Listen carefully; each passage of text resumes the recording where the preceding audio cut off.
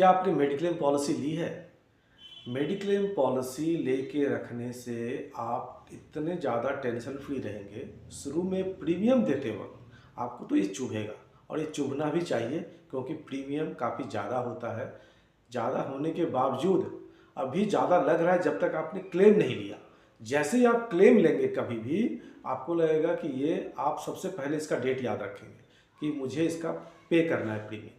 उस टाइम पे आपको सस्ता लगने लग जाएगा। बीमारी कभी भी आ सकती है, किसी को भी आ सकती है, बड़ी दुखदाई होती है। अगर मेडिक्लेम पॉलिसी ना हो तो फिर आप कहाँ पर इलाज कराएंगे, कैसे इलाज करवाएंगे? अपना घर बेच के, अपना एफडी तोड़ के, अपना सोना बेच के, सोना गिरवी रख के कैसे करवाना चाहेंगे? या कोई लाइफ इंश्योरेंस पॉलिसी रखी है तो उस पर लोन लेके या उसको तुड़वा के, यही सब प्रोसेस है। घर में जितने भी सेविंग्स है सारे ख़त्म हो जाते हैं। लेकिन अगर आपने एक मेडिक्लेम पॉलिसी ली तो यकीन मानिए आप ज़्यादा टेंशन फ्री रहेंगे, और शायद आप इतने मेंटली टेंशन फ्री रहेंगे कि शायद आपको हॉस्पिटल जाने की ज़रूरत ही ना पड़े। उस पैसे शायद कोई और इलाज करवा रहा हो।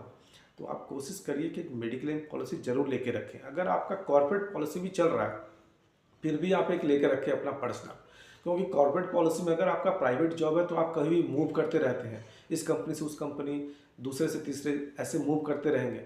तो अगर आपने कोई अपना पर्सनल ले रखा है तो कभी बुरे वक्त में बहुत काम आने वाला है आपको। आप डिडक्टेबल के साथ ले लें। डिडक्टेबल ऐसा होता है कि 2 लाख 5 लाख इस तरीके से आप इस तरीके का ले लें जिसमें प्रीमियम कम आता है। उस तरीके की पॉलिसी भले ही ले लें कि 5 लाख तक का अगर होगा तो मुझे कंपनी वाली पॉलिसी से मिल जाएगी, उसके बाद का खर्चा मेरे पर्सनल वाले से हो।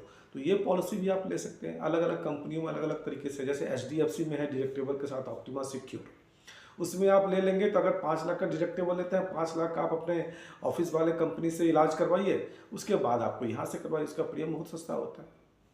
आप लेके रखिए, लेकिन एक पर्सनल अपना जरूर लेके रखिए। अगर आपने ये ले लिया तो आप समझिए कि मेंटली टेंशन फ्री रहेंगे।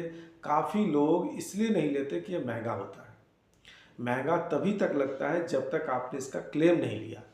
और आप एक एग्जांपल लेके देखिए कि अगर आपका 40,000 रुपये का प्रीमियम है, मियाँ बीवी 2 बच्चे का, मैं एक फैमिली फ्लोटर की बात कर रहा हूँ, अगर चार मेंबर का अगर 40,000 का प्रीमियम है और अगर आपने 20 साल कंटिन्यू दे दिया, 20 साल तक, तो आपने 10 साल में 4 लाख, 20 साल में 8 लाख रुपये कंपनी को पे कर दिया।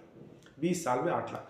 अगर 20 साल में एक बार भी कुछ भी नहीं हुआ तो इसका मतलब आपने 8 लाख रुपए दे के छुटकारा पा लिया, दान दे दिया आपने पैसे को। इस तरीके से आप समझ लें, किसी दान दे दिया, किसी न किसी का इलाज हो गया।